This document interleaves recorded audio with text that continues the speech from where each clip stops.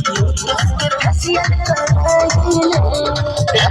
अधूरिया के चांद भइलू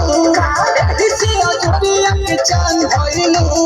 कतना लड़कन के जान भइलू गोरी लागत कि अब के से जान भइलू गोरी लागत कि अब के से जान भइलू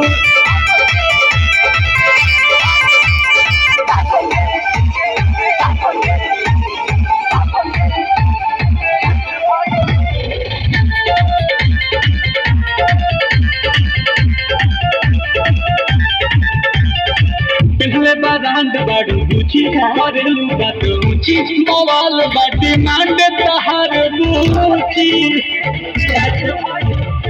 बिकिनी होने के कहन हो करता रानी लगन हो